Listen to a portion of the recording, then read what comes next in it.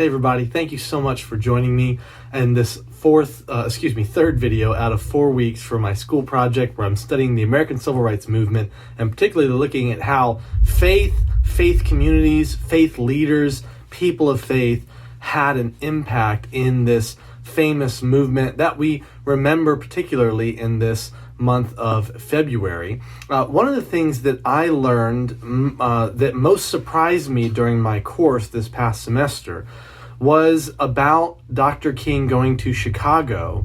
I always think of the Civil Rights Movement being a Southern movement, and that's because many of the primary battlegrounds, if we can call them that, are in the South, and many, if not most or all of the victories are in the South as well. We start with Montgomery with the bus boycott we looked at in week 1, and then I moved ahead on to Birmingham, but the Freedom Riders are going through the South, and that's an incredible story. After Birmingham is Selma, and I'm not covering that here just so that I can get to some other things, but the movie Selma is a fantastic movie that I would highly recommend to anyone.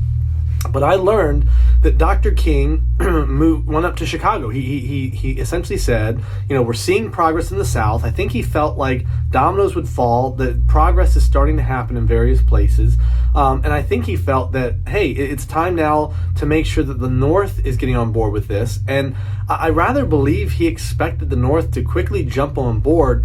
And I think he was absolutely shocked when he saw the reception he received. So in the South, most of the time, powerful political leaders are the ones most outspoken against the Civil Rights Movement, and they're the ones who have power and are abusing it. You've got Jim Clark in Selma, you have Bull Connor in Birmingham. We've seen the pictures of dogs and fire hoses and people being hit with clubs, and it's terrible.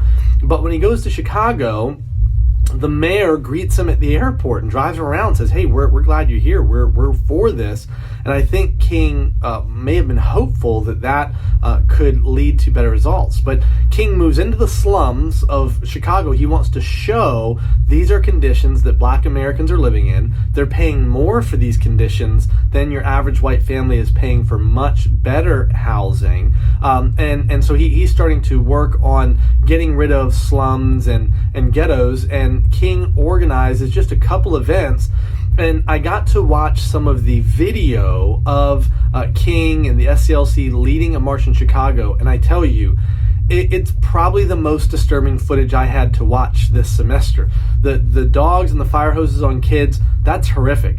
The Chicago stuff, King is surrounded by white residents of Chicago, and they are shouting the most horrific things I've heard in any of these videos, and they are angry and on the brink of getting violent, and they're throwing things, and the police are protecting Dr. King instead of the police attacking him and the American civil rights workers as they did in the South. But man, the crowds are scary, and the only time I ever saw King terrified on any kind of media is when he's in Chicago, and there's this one point where he's in a park.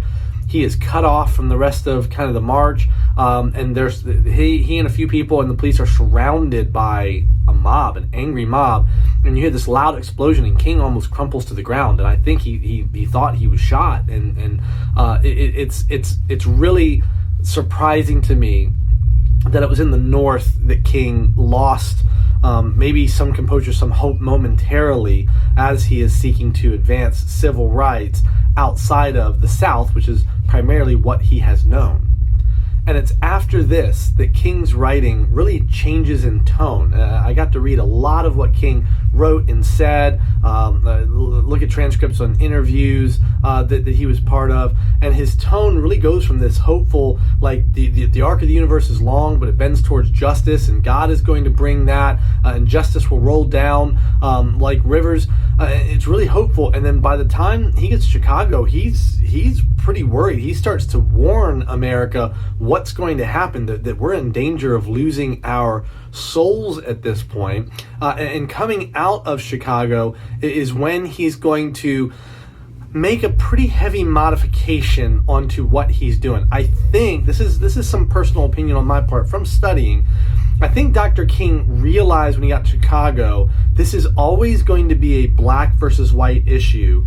And I think he realized, I can't change the hearts of people. Now, he knew this. He talked how important it was to work on changing the law so that black Americans, black citizens, were able to take advantage of their rights, which they are endowed with by being citizens.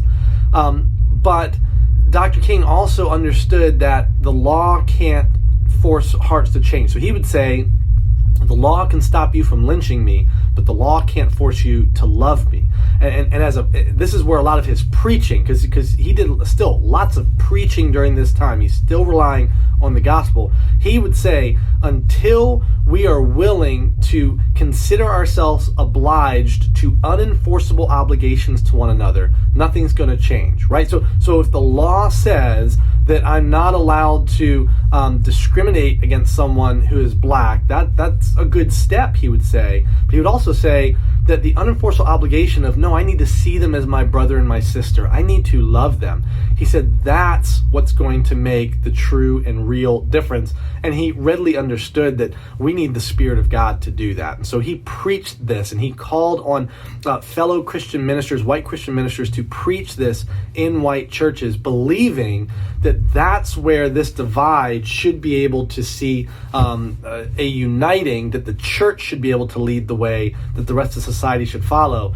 Sadly, he lamented, and it's unfortunately still true today, that 11 a.m. on Sunday is still the most segregated hour in America. Usually you have white churches and black churches and Asian churches and Latino churches and churches for all different cultures and people groups, where in fact the Apostle Paul was blunt that the identity of Christ should cut across all other identities, and we should be able to find unity. That's what Dr. King was preaching for. And it's interesting to me that many people look back at civil rights and they essentially say, well, King was the good one, right? The good civil rights leader, influencer, and Malcolm X was the dangerous one or the bad one. You know, he talked about violence. But what actually happened toward the end of their careers in civil rights, both ended up being assassinated, is that there was a convergence. Malcolm X started coming much more onto some of the points that Dr. King talked about, seeing, I think he saw that straight violence was not going to solve it, and so he was influenced. But Martin Luther King actually came a little bit more towards Malcolm X, where he still advocated nonviolence, but he started to give stern warnings. Hey, if we don't do something, violence will happen. He quoted John F. Kennedy in saying that any nation which prevents peaceful, nonviolent protests makes violent revolution inevitable. And King said, that's what we are headed for. We're headed for what X was talking about, and I don't want it. But I think part of the reason that King appreciated that is King grew up in the South. He grew up, with houses and lawns. And then he went to the North and was in a slum, was in a ghetto. And he saw how hopeless that could make people. And that's where Malcolm X grew up, in the slums, in the ghetto. So Dr. King really understood, there are aspects, there are dynamics that I was unfamiliar with that can really have a really negative impact. So what I want to do going in next week is I want to take a look at some of the things Dr. King talked about when he said, what's going to happen, what should happen next. In fact, his last book that he writes coming out of Chicago is called Where Do We Go From Here? And so I want to talk about that from his perspective, and then I want to look at it from our perspective. What are the things we should be doing today in order to make improvements? And specifically, I'm talking to the fellow follower of Jesus, as I believe that the scriptures mandate that we must be about the work of reconciliation. And this is an area in our world where we are as divided as anything else, and there needs to be reconciliation. And I firmly believe, along with Dr. King, that the gospel is the only viable answer to this. And if we take this seriously, we're going to be able to gain back the influence that we've lost through years and years of maybe talking the talk but not walking the walk, if you know what I mean. But God bless you guys. Thank you so much for watching this. Give me any feedback you have. If you want to put it up here on Facebook or on the blog, that's great. If you want to DM me a question or an opinion, I'm wide open to it. I appreciate you going on this journey with me, and I can't wait for our last week next week. Thank you. God bless.